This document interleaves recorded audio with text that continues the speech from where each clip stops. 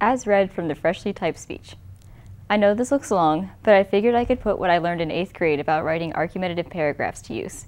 One of the things I really looked forward to getting was the Sims 4 computer game. As of now, you seem to be against the idea due to the fact you can make the Sims have sex, called woohoo in the game. I can assure you it's okay for me to get it.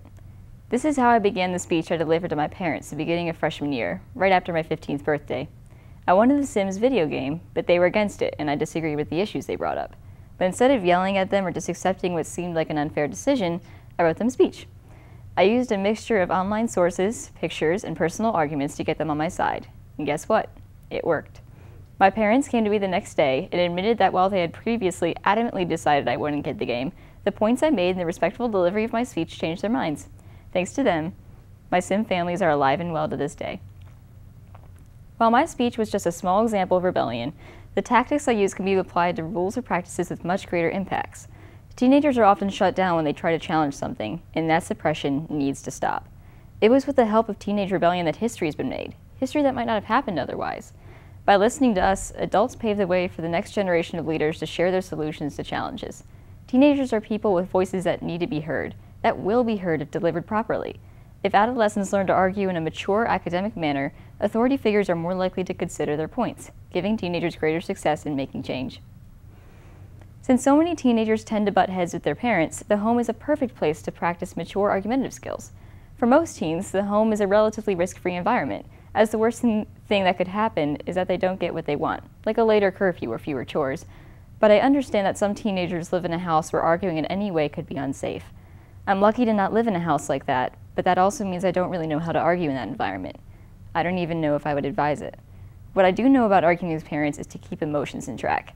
Allowing themselves to get frustrated and angry will make it easy for parents to write off the whole argument as an expression of teenage angst that can't be taken seriously. An argument doesn't have to be a bad thing. The literal definition is a reason or a set of reasons given with the aim of persuading others that an action or idea is right or wrong.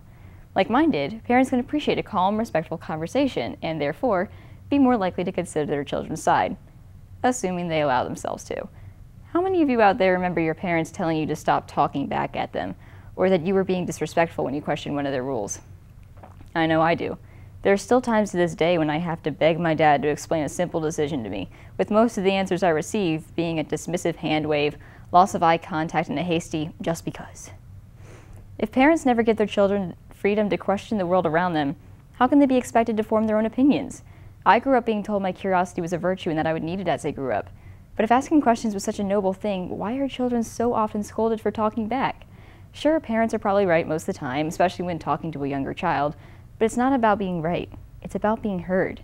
By encouraging debate and discussion, parents allow their children to be heard. Now, speaking calmly and concisely may be how teens can change their home lives, but it will not be so easy in school. Students are bred to be compliant, to take orders and finish tasks without a second thought as to what they're doing and why.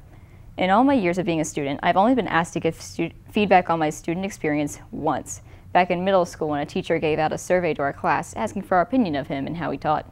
I didn't have him again the following year, so I don't know if he applied our feedback or not. Since then, I haven't even heard of an outlet for us students to give our opinions on how classes are taught or which school rules could be tweaked.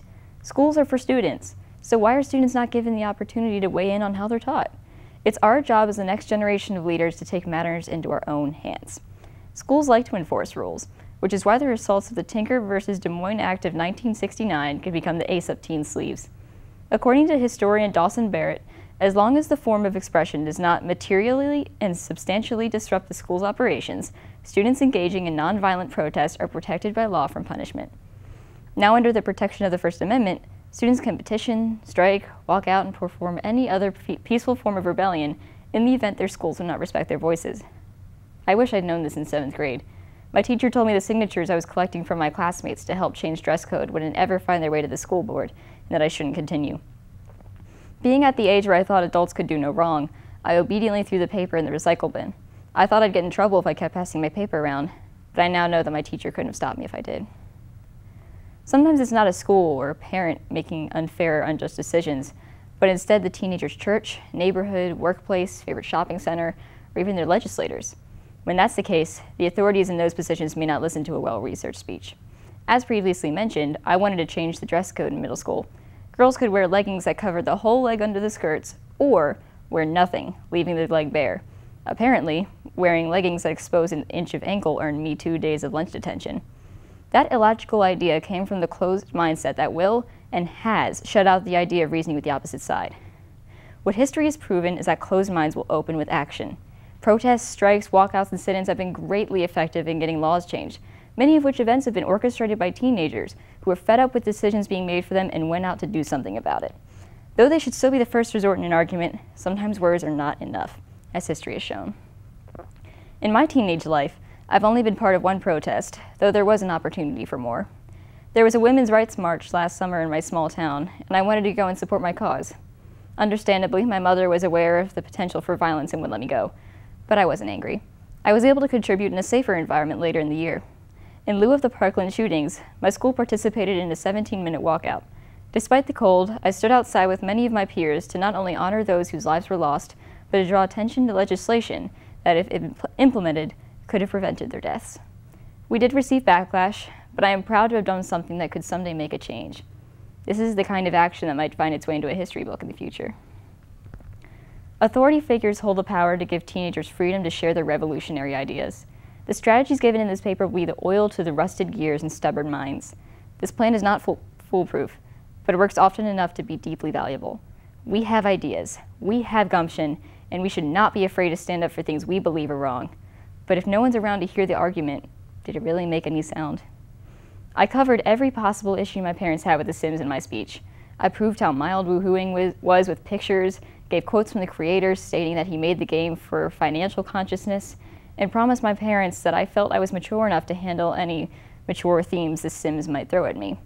This is not from my memory.